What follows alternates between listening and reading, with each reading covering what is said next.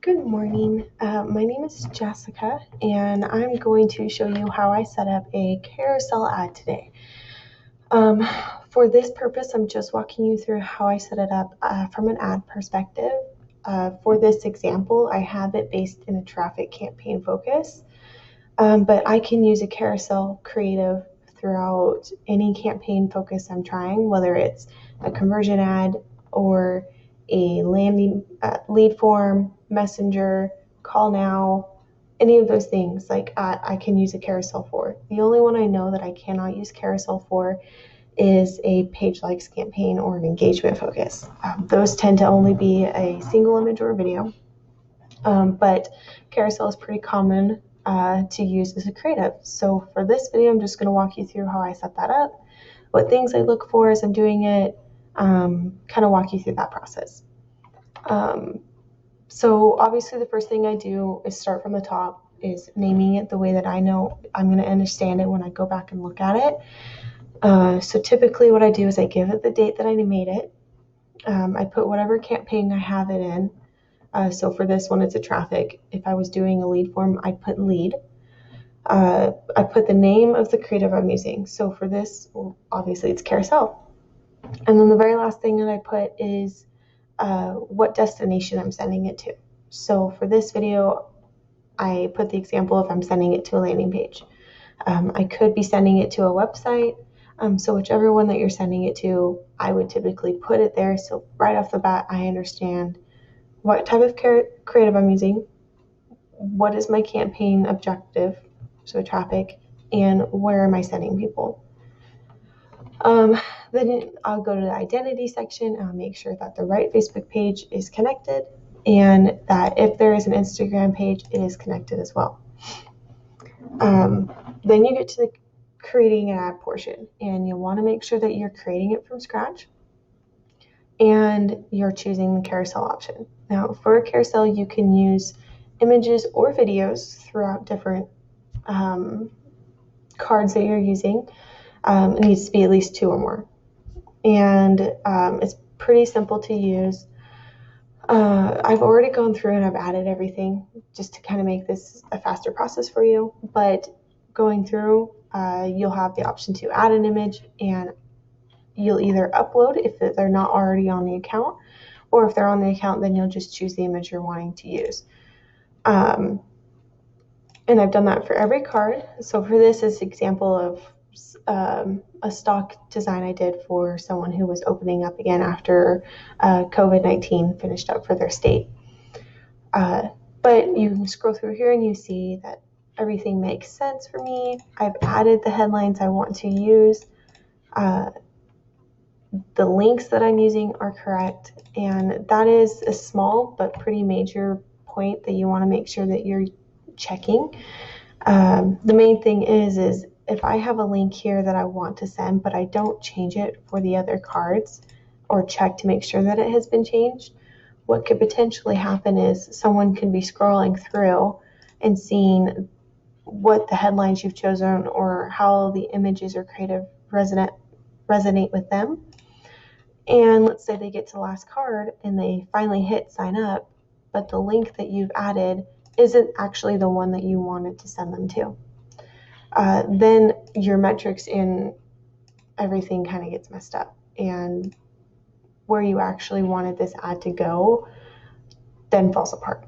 So making sure that it's sending them to the right place for every single card, because whatever the destination is on that card is where people will be sent if they click on the button for that specific card.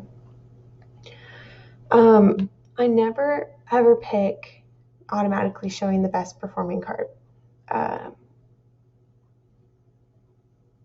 For my situation and the ads that I use, it doesn't work for me because the certain order that I'm placing these cards in matter. So like, for example, this carousel, if I chose show the best performing card, but in the background of this image, it's spelling we are open, and let's say this is the best performing card, then the carousel is not going to make sense if that's what gets shown first. So keeping that in mind, if you choose that whatever the carousel you're making, it makes sense to do that option. I don't typically add a profile picture at the end. That is up to you on if that's something you want to add. For the ads that I create for clients, it's not important or necessary for them, so I don't choose it. Then I go in and add the text. This is something that I will have already done before I get to this point of creating the ad. So I have my copy and my images, everything already laid out for me, so I understand the message that I'm wanting to go for before I even create the ad. It makes it easier for me because I make tons and tons of ads all day long, and if I already have everything built out, it definitely makes my process faster. But then I understand before the image or the idea that I have going for this particular ad and for this client. And when I put it all together, and then I can see it all makes sense. And I can then check to make sure everything is grammatically correct, that the message shows across for everything, once I have everything set up. For a traffic campaign, for what I have this set up in, you're going to add the destination here as well. Now, you're not going to do this for a messenger or for a lead form, because those have two different destinations you're sending them to, which I can then show in a different video. But for this purpose, I have the link I want to send people to. I can preview that URL here, but this is just a dummy link, so it wouldn't send you to where you need to go. It will show you it doesn't exist. But with this, though, the call to action is pretty important. It's important with whatever ad that you send them to, but it depends on what you're asking them to do. So, for example, if I'm sending them to a link where the main call to action or button that is being used on that particular page says sign up for a class today or something like that, but the button I'm using on the ad is asking them to, let's say, learn more. If someone clicks on this, they want to learn more. They're interested in finding out more information about your programs. But if you send them to something that is asking them to automatically sign up, they'll probably cancel out of it. You want to make sure that the messaging connects throughout the whole process, so you're not losing people halfway through. So for this one, I'll say sign up. The very last thing I do is the tracking, and mainly that is with your pixel. For this one, obviously our pixel is not active because we don't have it connected to a page of a sort right now, but that is coming into adding it to your website. If you've created a landing page, adding it to the landing page, checking those things there. And once it's green, it's good to go. So the very last thing I'll do is, before I hit confirm at the very bottom, I will double check to make sure that my grammar is good, everything is correct as far as links, the images are in the right order, and then I'll hit confirm. And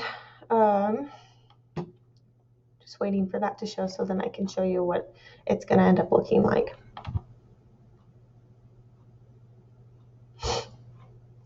All right, so in a Ads Manager preview, yours might look different from mine. I have a newer version of Ads Manager, but it's pretty much the same. So from this preview, I can see the name of the campaign, the name of the ad set, and then I can see the name of the ad that I was working on. So if I go into edit, I can see from a different preview the same setup process that I just walked you through. If I go to click on view from desktop,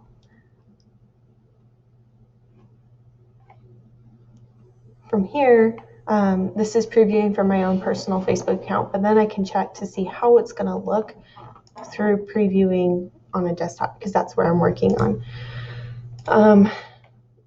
And you can see how that looks now. Now, keep in mind, I think about 99% of people are looking at this from their mobile phones, which is great. But that ends up previewing it from a different perspective let's say newsfeed, and I can't look at that on desktop on a mobile phone. Like it won't let me scroll through on my computer. So I will send it to my phone and then I'll look through it again on my phone, just to proofread it one more time before I send it off to a client. But that is a pretty easy, simple setup of a carousel ad. It's something that is fairly well used through our company and ads that we create for clients. Whether it's a gymnastics club or an e-com client, anything like that, like we do typically use these quite frequently. They're very effective. And you can use them again for any campaign that you're using it for. Lead form, messenger, conversion, whatever your objective is, typically a carousel is an option. So if you have any questions, just go ahead and let us know, and we'd be willing to help you out and see if we can walk you through this process. But it is a very simple and easy way to do this. And hopefully this was able to help you walk through the process of creating your own carousel ad.